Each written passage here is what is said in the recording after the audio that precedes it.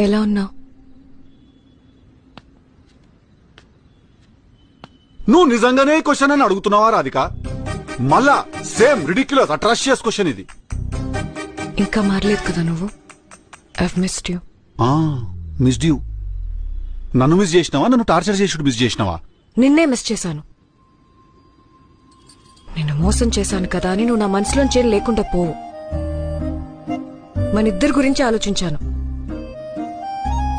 మన ఇద్దరు స్టోరీ వేరేలా ఉంటే బాగుండేదేమో అని అనుకోని రోజు లేదు. అవ్వా కూడా నింటే ఏమనుకుంటాడు తెలుసా? పాపం ఈ పిల్లగాడు వాళ్ళ ఇంటర్ కాస్ట్ ఇష్యూస్ వల్ల వాళ్ళ తల్లిదండ్రులు ఒప్పుకోకపోతే వాళ్ళు పాపం ఈ విడిపోయిన అమర ప్రేమికులు అనుకుంటాడు వాళ్ళు. లేదు నీకేమైనా మెమరీ లాస్ ప్రాబ్లం ఉన్నదా? మనమేం అనివార్య కారణాల వల్ల విడిపోలేదు. మనం ఓకే, మనం నువ్వు చేసిన అన్యాయం వల్ల విడిపోయినాము. అది గుర్తు పెట్టుకో. ఓ ఆ స్టోరీ